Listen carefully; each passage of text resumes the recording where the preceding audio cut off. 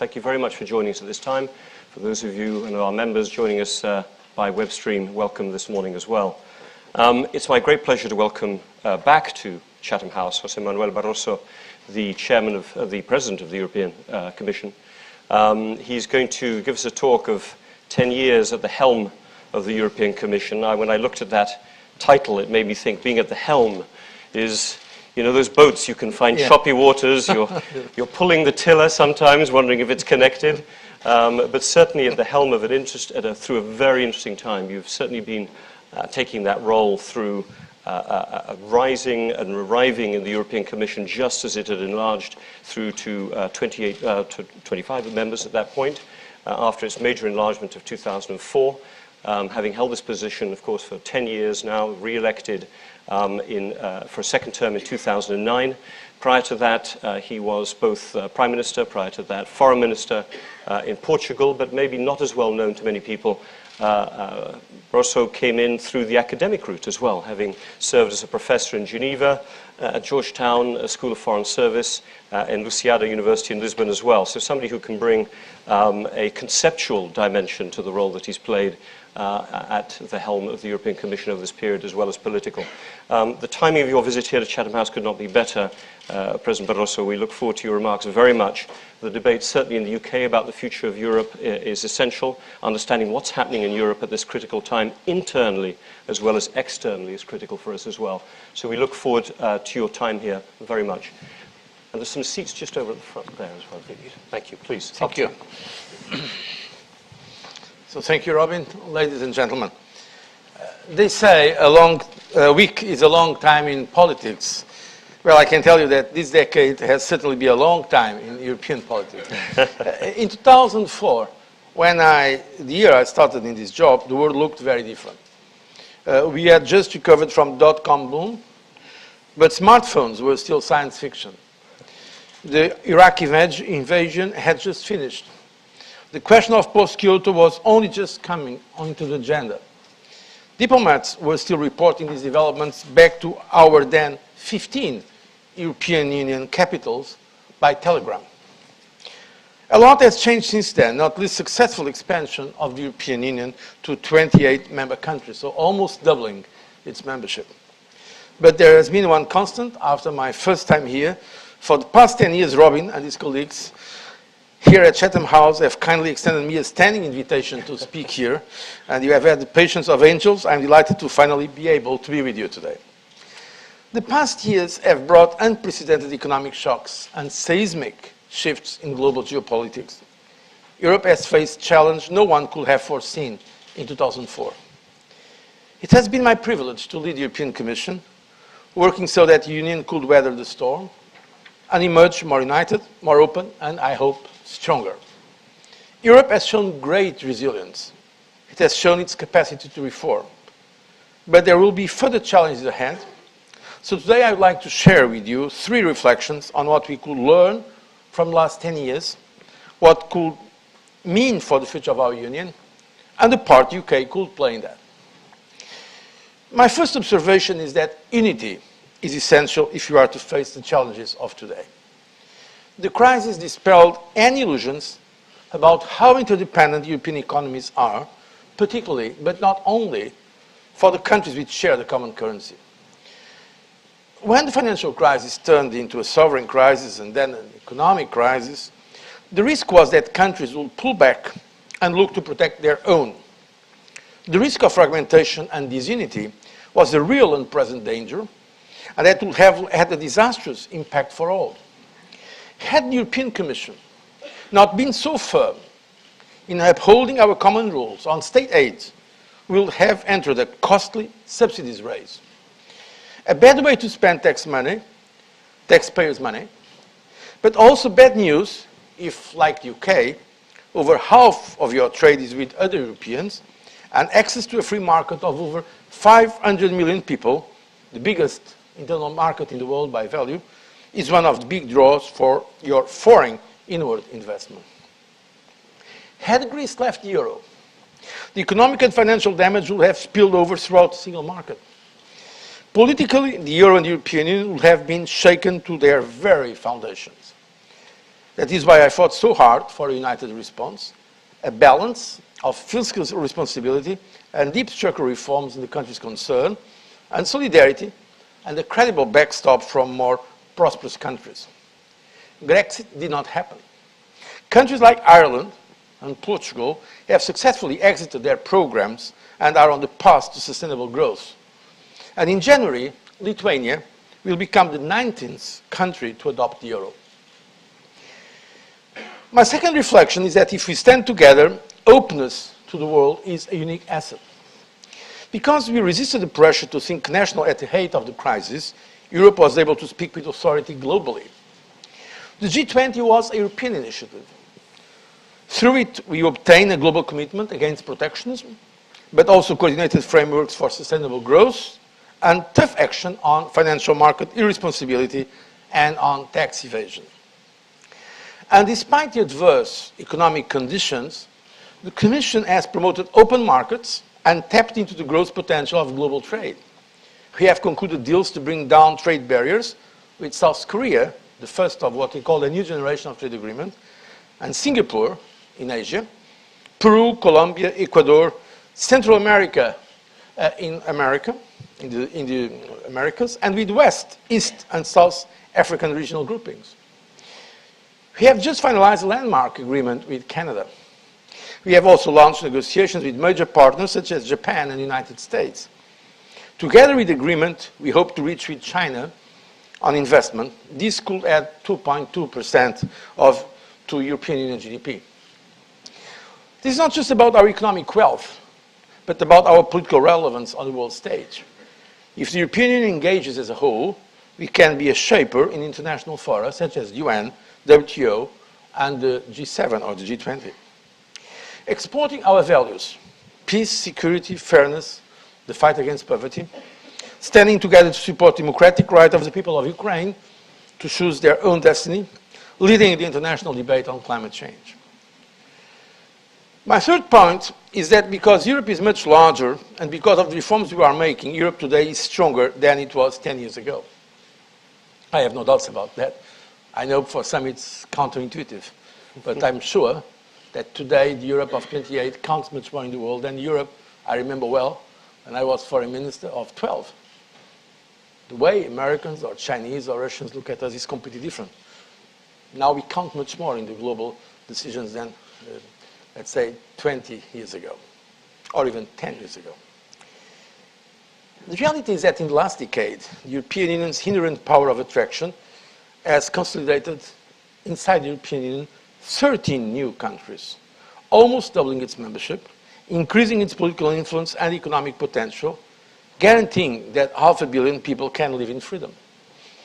It is no secret that some believed that wider and deeper were not mutually compatible, and perhaps even shaped their policies accordingly. But the consolidation of enlargement to the Central and Eastern European countries has been successful. The Lisbon Treaty has given us a solid basis for our Union to work effectively with 28 member states and to stay united in our diversity. We have laid the ground for more robust economies and better employment prospects for the future. The Commission has used the tools we have to build consensus around three fundamentals. First, serious structural reforms for jobs and growth that are, unlike the Lisbon strategy, actually implemented by everyone, big member states as well as small. Targeted investment for growth in things like research and training for jobs of the future, interconnections, energy capacity, by focusing the European budget on investment that matter and pressing those who have surpluses to encourage demand. Dealing with the deficits, planning for macroeconomic risks and promoting responsible spending via the strong economic governance rules the European Commission proposed and is now enforcing. In short, the same formula of consolidation, structural reform, and sensible investment that has got the British economy back in shape these last years. And we have overhauled financial service regulation and supervision. When I proposed banking union with a single supervisor for euro area banks in an interview with Financial Times in June 2012, it was met with skepticism and in some quarters outright opposition. But today is a reality. And I remember well when some colleagues of the European Council, some heads of government told me, why are you speaking about a banking union? Banking union is not in the treaties.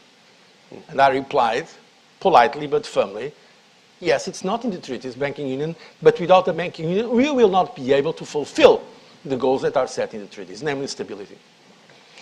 These reforms created the conditions without which it would have been much more difficult for the European Central Bank to reach its independent decision to be ready to use all means to uphold the euro.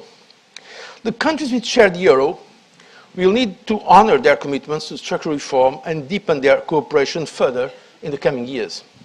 I believe this should be done through the existing treaties, avoiding parallel institutions, because that is also the best guarantee of equal treatment for those who have not yet or will not join the single currency.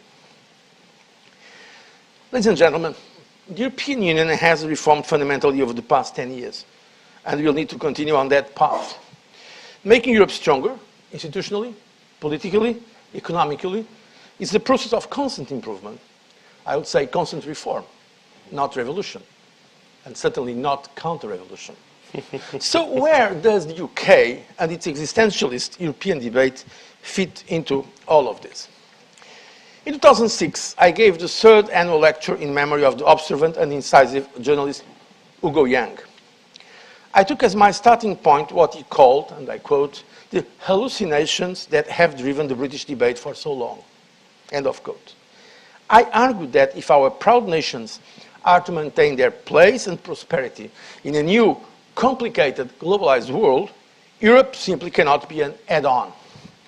I still believe that as passionately today. Just as nearly 70 years ago, peace could not be built by one country alone, today even the largest, proudest European nation cannot hope to shape globalization or even retain marginal relevance by itself. It is only together that we have the weight to influence the big picture. Does that mean a relentless march to one single superstate, as some would have us fear?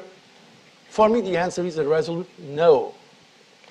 I may prefer a glass or two of good red wine than a pint of beer when I'm out on the election trail. But I too come from a country with a long history, a trading nation, proud of its culture and tradition. And it may be a revelation to some, but the vast majority of people living in Europe are also rather attached to their national identity, however they may choose to define it. I believe that our future is an ever closer union of the peoples of Europe, acting as sovereign nations to freely pool their effort and power where they can deliver results that are in their own self-interest. My experience is that those countries which use European leverage to project their interests globally matter more. Just look at the evolution of power inside the European Union and outside the last 10 years. So the point is not, as some people suggest, an issue of the trend to a superstate. The point is in terms of power of each country. How can a country better maximize its power and influence in the world? Is it in or outside of the European Union? I think that those who are reluctant to use that European leverage to project their interests globally are indeed missing an opportunity to maximize their influence. My vision of Europe is a union of citizens who share the same basic values of peace, freedom, democracy, and a just and decent society. A union which is stronger because we cherish our diverse histories, cultures, and traditions.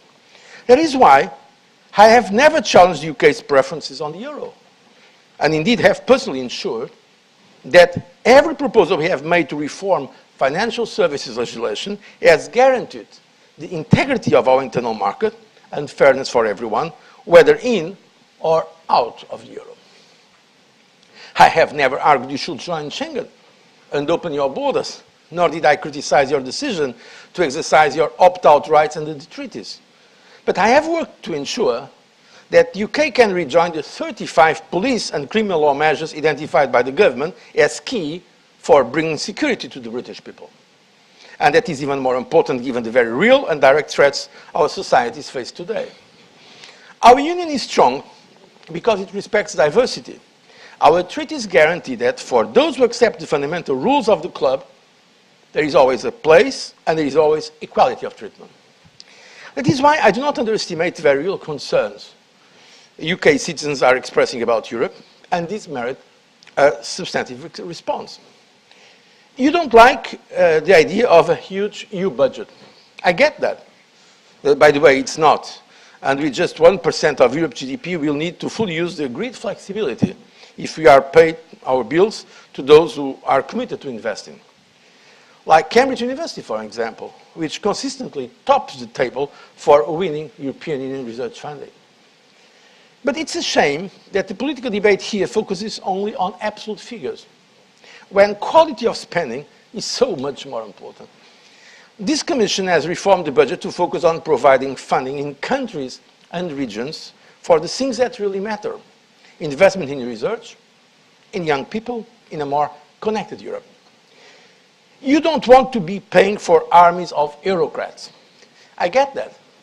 We are cutting 1 in 20 staff across all European institutions and agencies. The reforms we have introduced will save 2.7 billion euros by 2020 and 1.5 billion euros per year in the long run. Personally, I support the government's aim to get more of Britain's best and brightest to work in our institutions. The number of British officials is less than half of what it should be, and is falling quickly. Constant criticism and the pending existentialist debate do not make us the most attractive employer for young British graduates. You don't want Europe to meddle where it should not. I get that. Since 2004, the Commission has cut red tape worth 41 billion euros to European businesses. We have not interfered with the height of hairdressers' heels or the ergonomic design of office chairs. We have scrapped legislation on bendy cucumbers, although the supermarkets were the first to complain. We have introduced evidence-based policymaking, consultation, and impact assessment as a norm. There are widespread concerns in the UK and elsewhere about abuse of free movement rights. I get that. Already in 2011, after constructive dialogue with the British government, the Commission took forward changes to the way income support is dealt with and the European social security rules. This benefit is now only due to those who have already worked and paid into the UK system. Since then, we have undertaken concrete actions to support member states as they apply the anti-abuse rules, for example, on sham marriages. I believe that any further changes to address some of the concerns raised should not put into question this basic right, which cannot be decoupled from other single market freedoms, the freedom of movement. The Commission has always been ready to engage constructively in this discussion, but changes to these rules need all countries to agree. And it is an illusion to believe that space for dialogue can be created if the tone and substance of the arguments you put forward question the very principle at stake and offend fellow member states. It would be an historic mistake if on these issues Britain were to continue to alienate its natural allies in Central and Eastern Europe when you were one of the strongest advocates for their accession. Ladies and gentlemen, in years to come, the UK could be facing a choice to stay or leave the European Union. As I have just set out, there are clearly some issues which can, with the right spirit on both sides, be discussed and improved without putting into question the fundamentals. But what I do have difficulties with is the assumption, largely unchallenged by politicians here, that there is a permanent tension between the UK interest and the European interest. My experience is indeed to the contrary. When the UK engages, your voice carries weight, your arguments motivate, your pragmatism convinces. Let's take just a few current examples. Firstly, energy and climate change, where successive British governments have strongly supported our climate policy proposals. The current government is fully behind the 40% emissions reduction target, which I hope the European Council will agree this Friday. Secondly, foreign fighters and radicalization, where the action plan the UK brought to the last European Council meeting found strong endorsement. Thirdly, Ukraine, where the UK has shown great solidarity and has been among the strongest supporters of a principled European response to unacceptable Russia's actions. Just 3 examples of where Britain is on the right side of the argument, backing the right solutions to the real problems, and indeed driving a common approach of the European Union. But would the UK have been able to accept the costs of climate change mitigation without knowing that competitors would make the same commitment? Could the UK alone have imposed capital market sanctions on Russia without others making similar efforts in their sectors? In short, could the UK get by without a little help from your friends? My answer is probably not. It worries me that so few politicians on this side of the channel are ready to tell the facts as they are. To acknowledge that in today's world there are some things which you can only do effectively by acting together, as evidenced so well by the UK government's balance of competence review. My experience is that you can never win a debate from the defensive. We saw in Scotland that you actually need to go out and make the positive case. In the same way, if you support continued membership of the EU, you need to say what Europe stands for and why it is in British interest to be part of it. In fact, even if I understand that emotionally the case for keeping the United Kingdom is different in nature, rationally many of the arguments used by the 3 main political parties in the Scottish debate are just as relevant for British membership to the European Union. And you need to start making that positive case well in advance. Because if people read only negative and often false portrayals in their newspapers from Monday to Saturday, you cannot expect them to nail the European flag on their front door on Sunday, just because the political establishment tells them it is the right thing to do. And now I come back to Hugo Young and his hallucinations, because it should not be under any illusion that it is only about Britain. Every one of our European countries has its own wish list and its own red lines. The way we make progress together, united, open, and stronger, hopefully, is through pooling our interests. In this club, all members need to accommodate one another. I created waves in February when asked about the possibility of some regions leaving some member states. As I pointed out, that negotiating an accession treaty is no easy feat. Negotiating any major constitutional change is difficult and very risky. And the uncertainty it creates has a direct and immediate upstream impact on confidence, including the investment decisions of industry. So it is legitimate that British business is expressing concern. Over 3/4 of CBI members want UK to stay in, because they consider the single market is worth between 62 and 78 billion pounds to the economy. 5 out of 6 city UK members say they do not want to see the UK leave. And the same is true for manufacturers. The government's own figures show that some 3 million UK jobs are linked in some way to the single market. And concern is also starting to be expressed by some of your closest international allies, including the US. The big question that UK needs to ask itself is this: are you sure you are better off outside than in? Only the British people can weigh up the pros and cons and decide that. From our side, the door has always been and will always stay open. As I see it, British membership of the EU is a double win. Being in the European Union is good for the UK, and having you in the European Union is good for a united, open, and stronger Europe. But maybe it matters little what an outgoing President of the European Commission thinks. This case is one which needs to be made nationally. I know that perfectly. It is now high time to get out there and dispel the illusions. After 10 years in this job, I will, of course, be a very keen observer of how your debate evolves. In the past years, the European Union has shown its resilience and its capacity to find creative, democratic solutions to the toughest challenges. By staying united and open, Europe faces the road ahead with a stronger stride. It is for you to decide. But I hope the UK will continue to walk that same path with us. I thank you for your attention.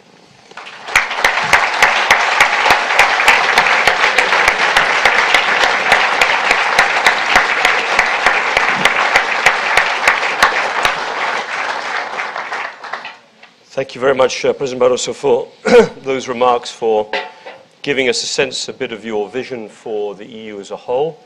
You talked about this idea of an ever closer union of the peoples acting on nations' sovereign interests and prioritizing their particular interests. You gave a list of the kind of interests that the UK specifically has benefited from. You talked a bit about the quality of the reforms that you've undertaken.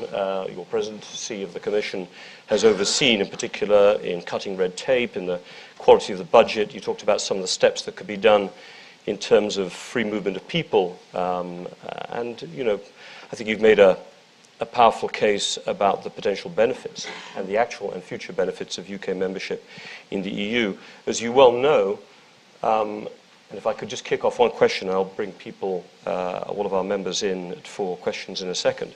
And I think you implied this a little bit in your remarks. The decision about staying in is often emotional, political, not just a case of the balance of benefits, and certainly not always the balance of economic benefits. And you alluded to the Scottish referendum, I think, in this context, partly.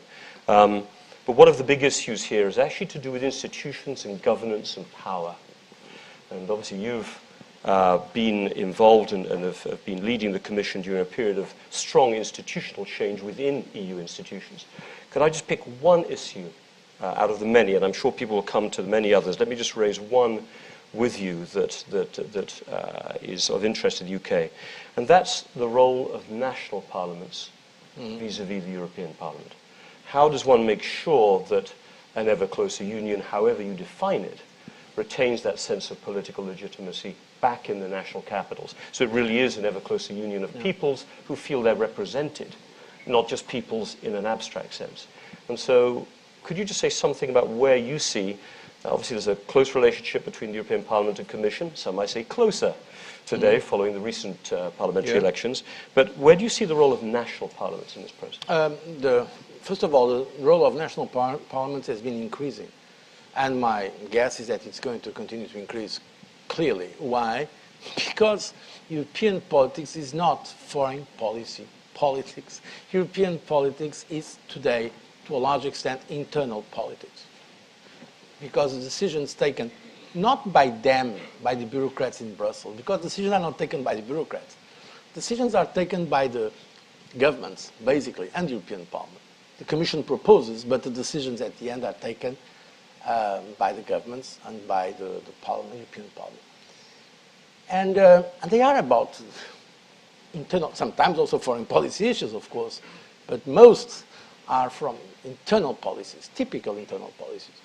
And in fact, the Lisbon Treaty has already improved the role of the national parliaments, created the so-called subsidiarity test or check, where there is a so-called yellow or red card, when a number of parliaments can oppose a European decision. And in fact, even before the the new treaty, Lisbon Treaty, was in force, I have started that practice of sending all the legislation that we are preparing in advance. All the legislation today goes in advance to the national parliaments. By the way, the House of Lords is one of the best in Europe in terms of analysis, very, very competent analysis of the legislation, done discreetly. And that initiative is now called, it was not my idea, called the Barroso Initiative, to the idea to have the previous checking of the legislation by the national parliaments. And so I think it has to, this is the way to do it. I personally believe, but that's another issue for future discussions, that we should not create, at least in this stage, as some people suggest, a kind of a new chamber of national parliaments. Why? I think our system is already so complex and complicated and it's so difficult to read that to add a new chamber or a new institution, please don't. Please don't. But that the governments that represent the countries are supported or are, in fact, following what their parliaments want, that's for sure. That reinforces legitimacy. And indeed, we have to work to this matter because the legitimacy and accountability of the European Union is key for its future. So I hope that it will be reinforced in the future. Good. I mean, I think it's often seen in the UK as a yellow or green rather than yellow or red. You know, that's the problem, perhaps, as I see in the UK. Let me take some questions. I'm going to get lots of hands. So we'll take one at a time to start with, and then we'll add in as we go along. First, this young gentleman at the front. Then I'll come here, and yeah. Just wait for the microphone, please. And just very quickly, Hugh, everyone here, unless you're a journalist, there are obviously our guest invited are Chatham House members. You want to say, I'm also a student or whatever, fill us in. Hello, my affiliation is a student. I have a question regarding the Czech membership of the European Union. How do you view the Czech reluctance to accept the fiscal pact, to accept the euro, compared to the British membership of the EU? What do you think is going to be the future development of the Czech membership in the EU? Thank you. The president already changed. That was a very original president, Mr. Klaus, who was a denier of climate change. He was saying that climate change was an invention of the leftists and the Greens. And he was strongly opposed. He was a very strong Eurosceptic. And so there were only two countries that rejected the fiscal compact. It was Britain and the Czech Republic. But after the change in the government, now the Czechs are applying to become members also of the fiscal compact. So, by the way, as I said it at that moment, it was a question of time that Czech Republic will join the other members. And so I think that's going to be the trend. All Central Eastern European countries, contrary to what people sometimes think, every time there is a step for further integration, at the end they will be there. Why? Because they have a very rightly perception and intuition that that's where the power is. And they don't want to feel second class. Britain, of course, can have its own position because Britain, because of its tradition, because of its role, because of many characteristics, does not think that it's in the periphery because it does not join. But the Central and Eastern European countries, like the Southern European countries, they don't want to see that others are in the more intimate club and that they are left aside. And so, okay, we may have a government that is Eurosceptic and we have some that are more and less, but my opinion, my assessment is the trend will be for more and not less integration. And the evolution of 10 years confirms just that. It's interesting. Every time there was a discussion to go forward in integration, from the new governance to the fiscal compact, all the member states except Britain were for. It's quite interesting, that development. Helps define that British exceptionalism. Yeah, please here. First microphone again to the front. I've got lots of hands I can see going up. Yes, Hugo Dixon, editor-at-large, Reuters. President Barroso, you said that one of the lessons of the Scottish campaign was the importance of positive campaigning. But I think it's also possible to draw the conclusion that one of the importance of the Scottish campaign was the effectiveness of negative campaigning by the British government explaining to the Scots that they couldn't have their cake and eat it. In that case, what the Scots were being led to believe by as Alex Salmond was that they could leave the UK and they could still be in a currency union with the UK, the rest of the UK. I wonder whether there isn't a parallel as far as Britain's relationship with Europe is concerned, not negative campaigning by those in the UK who want to stay in the EU, but an explanation by the EU of what out would mean. Because the Eurosceptics in the UK often say that they can have their cake and eat it. And in that case, what it means is that we can leave the EU and we can retain full access to the single market. So basically, my question for you is, could the UK leave the EU and retain full access to the single market? Look, this is something that, in fact, I'm not now entitled to say what could be, because the debate in Europe went not yet to this point. But it may happen that when the discussion is progressing, some governments in Europe will say clearly, look, there is a limit to what we can offer you. There is a great willingness in European countries to accommodate British concerns. That's the first point. I personally am on record saying that. If there are legitimate concerns, if they don't put in question the fundamentals, why not? So the sentiment in Europe is we should keep Britain in. Okay? And this is sincere. Even from countries that probably at first sight you will not consider it instinctively pro-British. But they want. They understand that it's a part of the Union. It's a very important country, so it will be a loss for the European Union if Britain leaves. So, but there are red lines. Clearly there are red lines. But then even in Chatham House, since we are not in Chatham House rules, I cannot tell you. But I've been speaking. We'll keep it in this room, I think. Just for I have been speaking with some colleagues from the European Council, from Angela Merkel to many others, who are very sympathetic to the British staying in the European Union, but they told me, look, there are points they will not accept, clearly.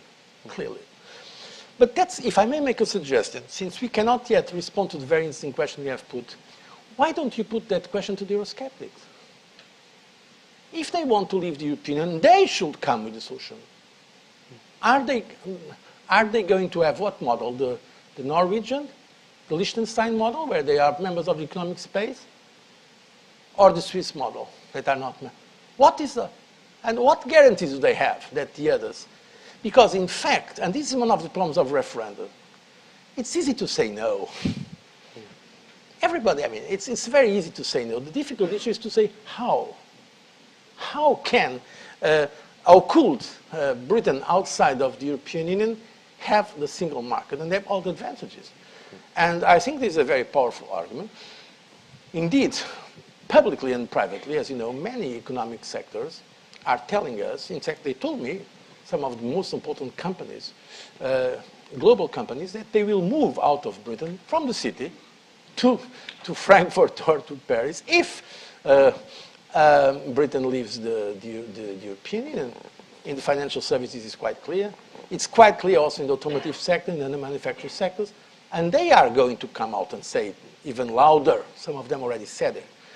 So, but the others, those who are in favor of British exit, they should say what is their alternative, because it will come clear that there is not a good alternative.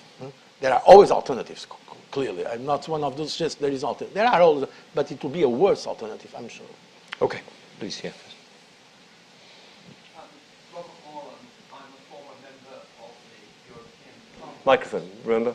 Robert, right in front of you, please. Thank you. Sorry, Robert Moreland, former member of the European Parliament. And I have a Conservative member, and I agree basically with what you've said. And I would also say to you that as I come from 100 miles west of London, the attitude is different. The importance of foreign investment is extremely important to us. And my local party certainly is positive towards the European Union. My question to you is quite different. I spent the last week in Kosovo. I'm not going to ask you about Kosovo, but I am going to ask you about future enlargement, because one of the concerns I have from that, and indeed from visits to Ukraine and Turkey, is that clearly the incentive of joining the EU is that in the future is strong in getting them to go in the right direction on democracy and on the economy and so on and so forth. But are we in danger of holding up expectations which we're going to take a very long time to fulfill, if ever, and that may be damaging in the long run to the European Union? It's a very good point. In fact, I believe the enlargement of the European Union has been one of the greatest achievements ever in the history of Europe. When you think that we were divided, that a big part of our continent was under totalitarian rule, and now that's free, I mean, it's a great, great achievement. Now, to have a very sincere answer to you, what happened was that because of this big enlargement, now we are 28 countries, so we almost doubled the membership in terms of from last 10 years. There is in some circles an enlargement fatigue. And so while the doors are open, and I believe they remain open, quite clear, namely to the Balkan countries, I think they will become members of the European Union. The reality is that, for instance, the new Commission already announced that there will be no enlargement in the next 5 years. Which, by the way, I understand fully, because according to our own plans, it will be difficult to have the conclusion of another accession. So the negotiations are going to continue, and hopefully some of them they can even be accelerated.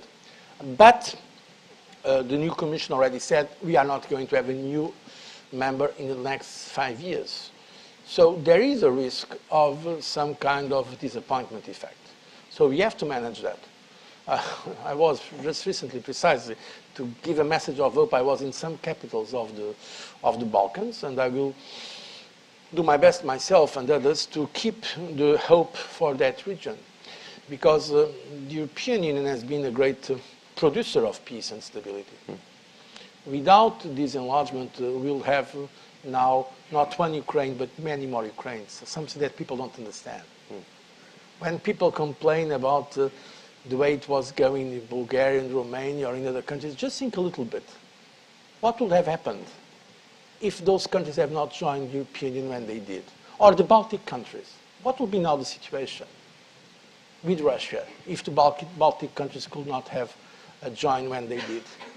So in fact, the European Union was and is, there I'm fully in agreement with you, a great producer of stability, and we should not leave any kind of black hole in the Balkans. So we have to work for them to become a member. Now what we have to make clear is that the fact that they will not join in the next 5 years does not mean that the doors do not remain open. They will become members if they do their part of the job, because they have also a lot to do. And President Putin's recent visit to Serbia, interesting timing, so on. So I think your point is... But Serbia, I was also recently in Serbia, and they really want to join the European Union. That's an important point. That's a very interesting thing. Serbia, it's in fact one of the key countries from my point of view, a swing state where we have to be positive. And Montenegro will probably join as well. It's smaller, of course, but Serbia, the leadership in Serbia that was some time ago considered nationalistic, in fact, they want to join the European Union. And that's something I think we should not miss. Good. Please, first, yeah, exactly. James Robbins, member of Chatham House, but diplomatic correspondent to the BBC also. You appealed for Britain to remain a member of the European Union. Do you think the possibility that Britain might leave is actually increasing? Do you think there is a possibility of granting many of the things that David Cameron wants, particularly trying to pin you down as to whether it's possible to increase the curbs on benefits paid to migrants, but absolutely impossible to introduce any sort of limit on the numbers of people from other European Union countries who migrate to Britain? Is that a red line, absolutely impossible to cross?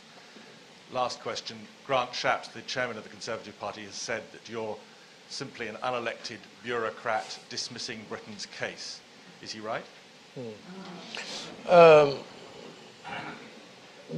question about what can be accepted or not.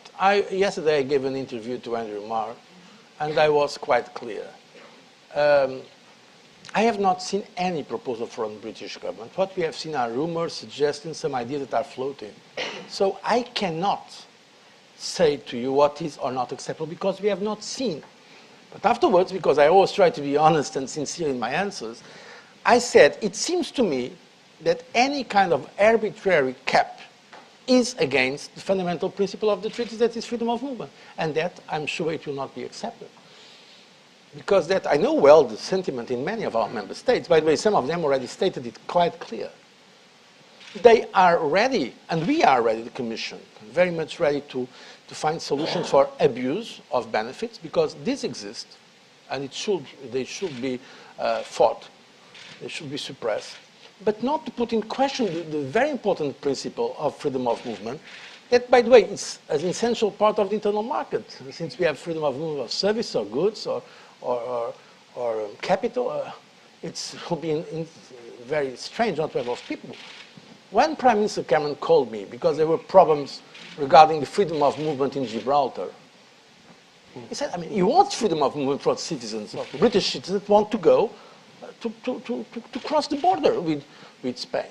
And by the way, we discussed this also with the Prime Minister of Spain, and we have done our best, the Commission, to address the concerns, because two of our member states, Spain and Britain, had different views on Gibraltar.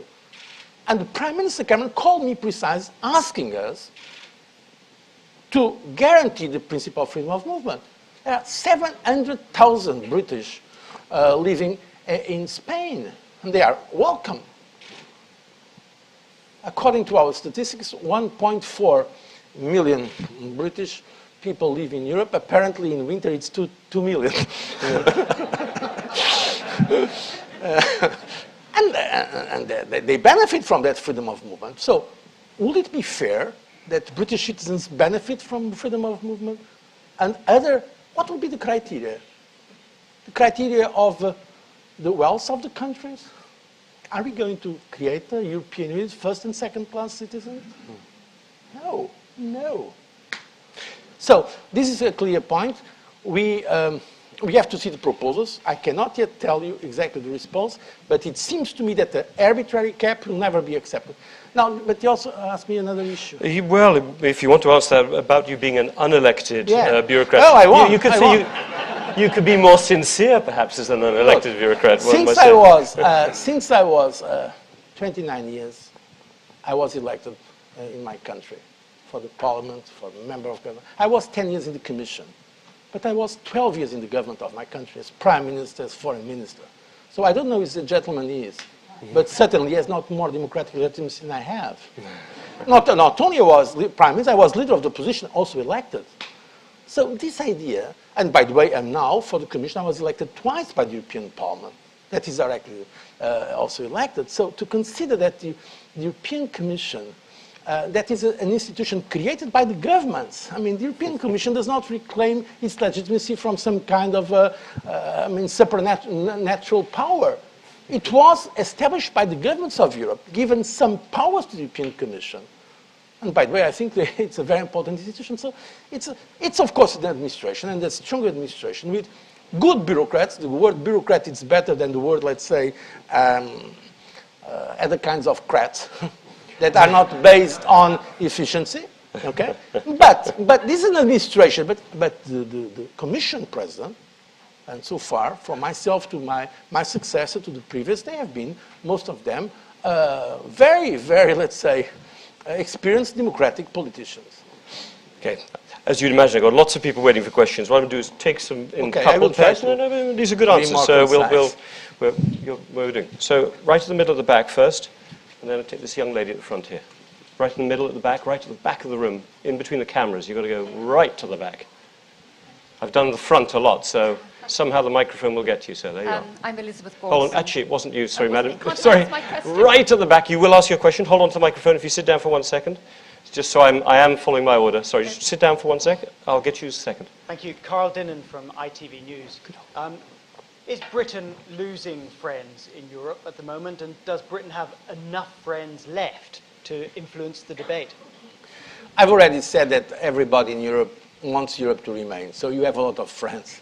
But please, keep them. That's a good answer. The lady who has the microphone. Yes, Right, please. Sorry, okay. madam. I'm Elizabeth Balsam. I'm a member of the Institute. You said, I think, that you didn't want to interfere in everything. And I wonder if you can help me understand why there are particular items where Europe does seem to interfere in life. I mean, we had recently this example of vacuum cleaners, which the press latched onto. But the thing which absorbs me, it goes back to the 1980s, which is before, predates you, when the United Kingdom was taken to the European Court of Justice because we weren't levying VAT on spectacle lenses. And I have very bad sight, and it really does anger me that thanks to bureaucrats in Brussels, I have to pay a tax for a genetic flaw about which I can do nothing.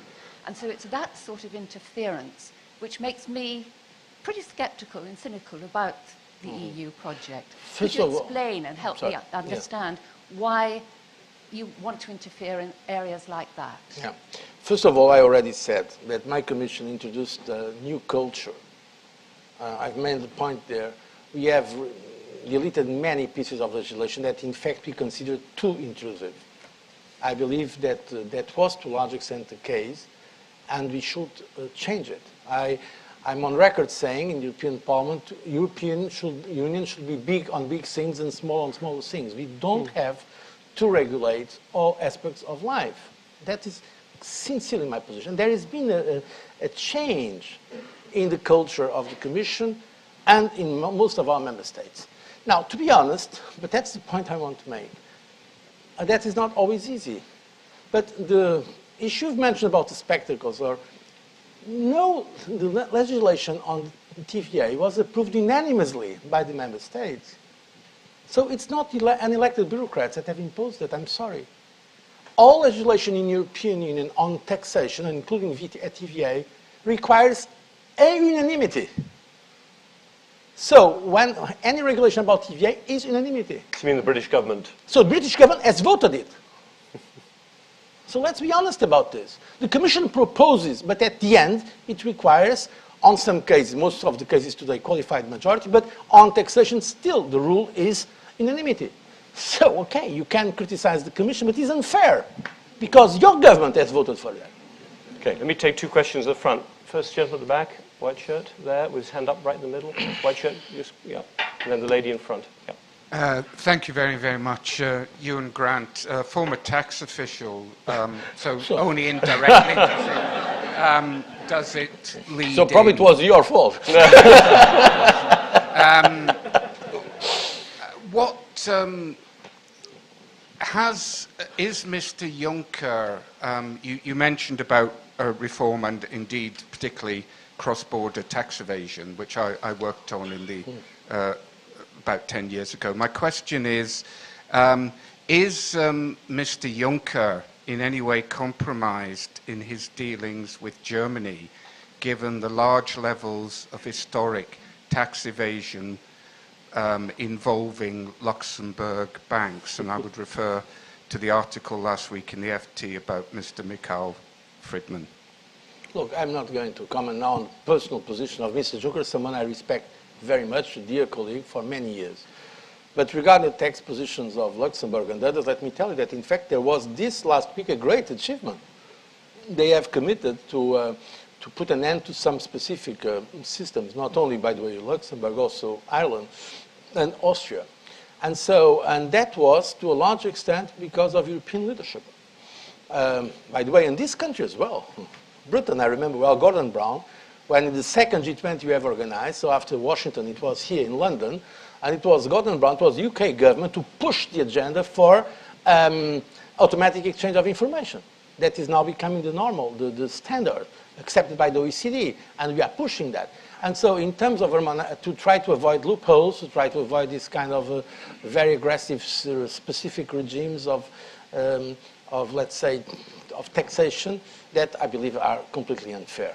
So there was, thanks to the European Union, and there I have to recognize the British government has done something as well, we are now more determined in fighting all these systems that are in fact favoring tax evasion. Right, gentleman has been waiting very patiently here from early on. My name is David Vines, Professor of Economics at Oxford University. Could you just hold the microphone close to your mouth as well? Thank you. Closer there. I want to press you on your red line about immigration. I'm an Australian, now proudly a British citizen, but Australians very much admire the way civil servants each year have calculated the number of schools, houses, hospitals and roads that the country can afford, and then have worked out very carefully the number of immigrants that correspond to that new infrastructure, and then have robustly defended immigration to that level. It seems to me that this is an issue which will continue to run, and I suspect that British membership of the European Union will remain at risk until some way, somehow, has found of going towards what I've described as the Australian system around your red lines. I don't think they're sustainable. Can you comment on that, please? Look, I don't know enough about the Australian system. But that's not the specific point. No. It's the point about how sustainable your red lines are here. The point is that Australia, as far as I know, is not integrated in a common market with other 27 countries.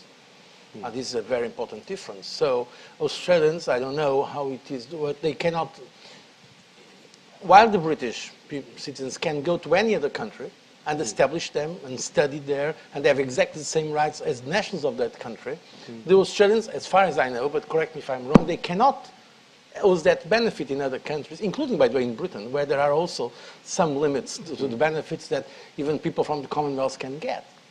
So this is the point.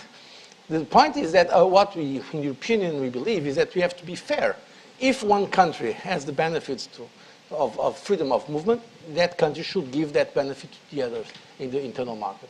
Okay, I'm going to squeeze in we've got to finish at 9:30 on the dot, so we've got 3 minutes. I'm going to take three questions because they've been waiting very patiently. If you could just, I'll note them down here. We'll do them at the end, and that way we can finish up.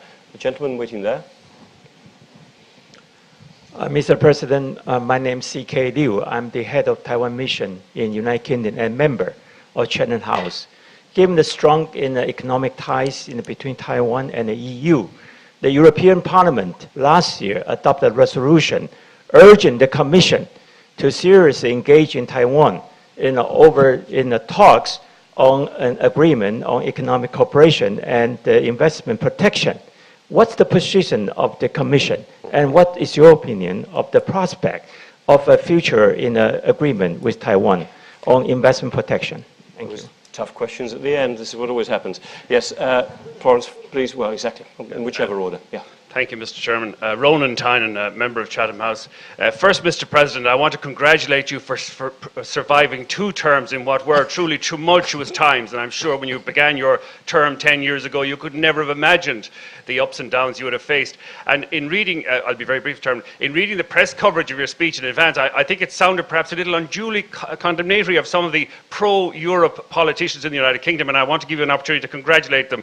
Because last Monday night, I had the great privilege of watching debate in the House of Commons when it voted 274 to 12 to recognise Palestine, an issue that the European Union has a great interest in. And I want to put it to you that indeed it's an issue that Europe has an opportunity politically to make take some kind of action, because I think it's becoming very clear, as even the staunchest friends of Israel made very clear last Monday night, that Israel is turning itself away from the two-state solution, and a one-state, as the very hard-working US Secretary of State John Kerry pointed out, risks Israel becoming an apartheid state. Thank you, Mr. Chairman. Pass the microphone back, please. Yeah. Florence Curigi from Pagefield. Mr. President, I wonder, with the benefit of hindsight that you have now, what you wish you had known when you took this position on, and what recommendations will you have, if any, for Mr. Juncker? Oh. Nice small question, and I did promise this lady, and I missed her earlier. I said yes to her, and then I didn't. Very quickly. President Barroso, this is Aslı Aral from Turkey's Anadolu Agency. You recently visited Turkey. Turkey has been negotiating with the European Union nearly for 10 years. Do you really believe that Turkey can be a European Union member?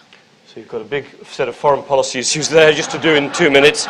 Israel, Palestine, Taiwan, and Turkey. And what you wish you'd known beforehand. Now you see how difficult this job is. But I'm not going to avoid any questions. First of all, regarding Taiwan, it's not sufficient, the recommendations of the Parliament, with all respect we have for the Parliament, as you know. For the Commission to negotiate any kind of free trade agreement or investment agreement, we need a mandate from the Member States. And clearly, there is no mandate from Member States. Only with that mandate can the Commission engage in the negotiations with Taiwan. So I cannot predict if it's going to happen or not, but I'm giving you the reason why the Commission is not considering at this stage negotiating an agreement with Taiwan. The issue about Palestine is also more or less the same issue. We have to respect the competence of the Member States. We are for subsidiarity. Recognition of a country, of a state, is a national competence. The European Union as such has not that competence. Some countries in Europe, as you know, have recognized the state of Palestine. Others don't. That's for them to decide. Oh, having said that, if there is consensus that the foreign ministers of the countries of Europe that to do something more regarding Palestine or any other important issue, they can do it. But it's a national competence, recognition of a state, and not a competence of the Commission, or not even of the European Union as such. So that's why we have to respect, because we are a union based on the rule of law, and we cannot, let's say, assume competences of others. The issue about Turkey, I'm going to be very frank as well. Things regarding Turkey membership have not evolved in the right way in the last years. Also because of some developments in Turkey, and also, let's be honest, because some of the perception in the public opinion in member states regarding Turkey.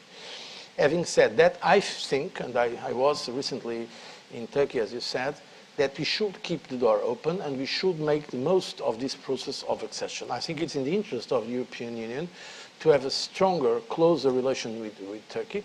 Certainly it's also in the interest of Turkey, but I cannot honestly now tell you if I believe Turkey is going to join and when it's going to join. I believe the possibility exists, but I frankly, if you ask me, I cannot give an absolute guarantee, and so I will not give it.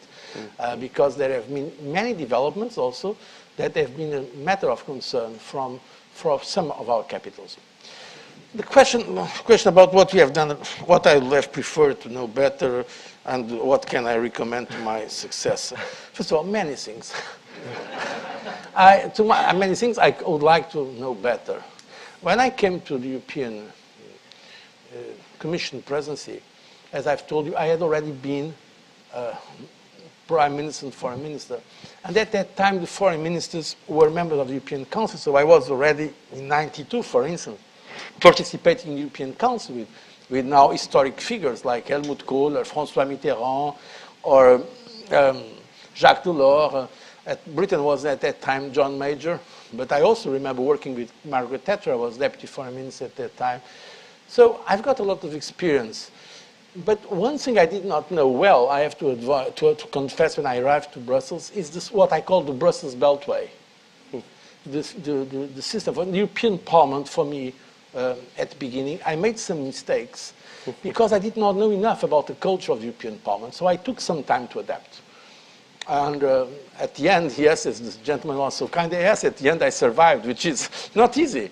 Many analysts, including writing in the British press, just yesterday I saw an article, I will not say the newspaper, it's not fair, said that Mr. Barroso will not come to the end of the first mandate, but I've done two. Okay. I hope that newspaper, in terms of economic analysis, is better than political analysis. But that was that was difficult and challenging because you can be a very experienced politician, but the European system is peculiar. Now, the second issue about what I recommend to, there is one thing I know: successors don't like to listen to public advice from predecessors. They don't like. So I'm a very good personal relation with Jean-Claude. I've met him already, several times since he was elected by the Parliament. So we have our teams are working together in terms of the transition. But I will not give him any public advice. One thing I know he has is a passion for Europe. So I wish him and the Commission well. I believe the European Commission as such, it's not the most popular institution, but it's indispensable. That I can tell you. During these 10 years, I've lost many illusions, but I have not lost my enthusiasm. For Europe, we need a strong European Commission because it's an institution that keeps global fairness in the system. It's a supranational institution that, in fact, makes us sure that the decisions commonly agreed, can be implemented. So I thank you very much for your attention today. Thank you very much indeed.